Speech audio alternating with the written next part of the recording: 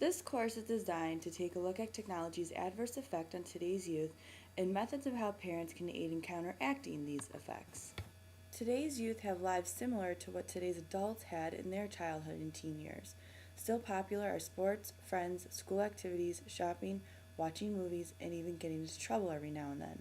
But today, there are different ways of how they go about these activities, interests, and hobbies.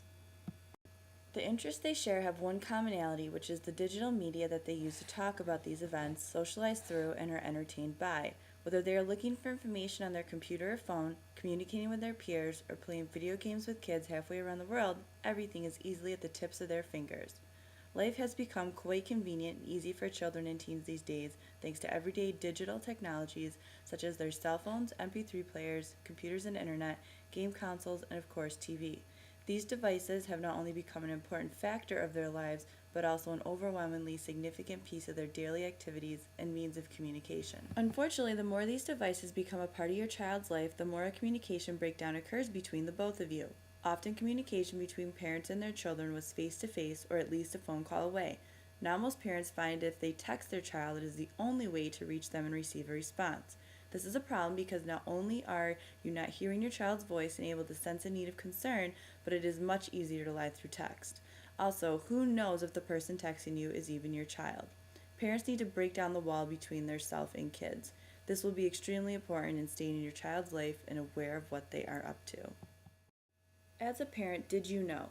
U.S. children ages 2 to 17 are estimated to spend 4.5 hours per day watching TV, playing video games, using the computer, or surfing the internet. This is quite a large amount of time if you take into consideration the 7 to 8 hours they are at school and the 7 to 8 hours they are sleeping. 16 hours of their day are already taken, and if we include the 4 hours they spend doing these activities, that only leaves them with about 4 hours for homework, travel to and from school, eating, and other activities they may be involved with after school. In 2005, 39% of children stated they would prefer to surf the internet than engage in their favorite after-school activity. Although the internet introduces us to many interesting and entertaining things, keeping our children active in school and interested in physical activity is extremely important to their success in the future, which leads us to the next statistic. Children spend 4 times the amount watching TV as doing homework, and by age 18, the average American child has spent more time watching TV than engaging in any other activity except sleep. Again, this is clearly not leading your child on a path to a successful and prosperous future. Helping them stray from these behaviors now can only be a positive practice to teach your child. In 2006, Verizon Wireless hosted 17.7 billion text messages, which more than doubled from 2005. It is clear that texting is becoming a primary method of communication. Although easy and convenient, texting can be quite devious and inappropriate, as well as very difficult for parents to stay aware of.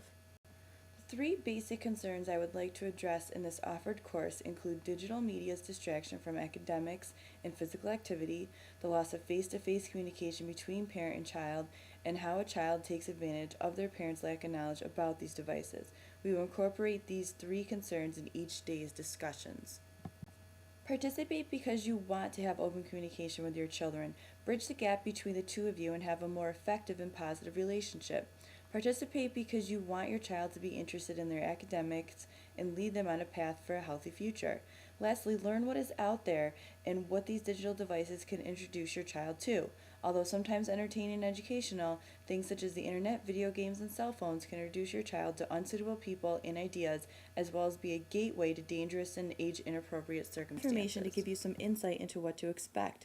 There will be 4 one-hour classes offered. Each has a different main topic. Class 1 will begin with talking about the layout and intentions, as well as some preliminary paperwork.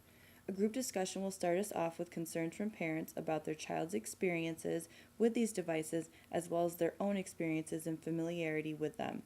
The main topic will be TV and movies and methods of keeping your child entertained, as well as safe and child or teen friendly. The second class will begin by discussing the use of the first class's methods during the past week. Did you notice a difference, run into unforeseen situations, happy with the outcomes, etc.? I will present information on MP3 players such as iPods as well as cell phones, dangers of your kids having these devices, and situations they could get into.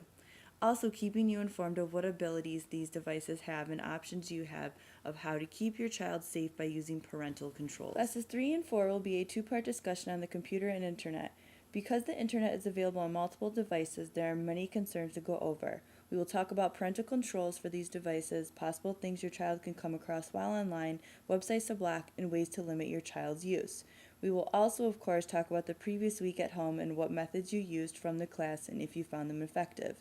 Incorporated into all classes will be techniques of keeping your child physically active and academically interested while using digital medias to enhance their lives but not overtake them. Before the classes begin, you will take a pre-class survey asking questions about your child's involvement with such digital devices, your involvement with your child's use of these devices, modes of communication between you and your children, and situations you have been involved in with your child in their use of these items. About 2 to 3 weeks after the 4 classes are complete, you will be emailed a voluntary post-class evaluation that we ask of you to fill out and send back to us to help in the development and success of this course.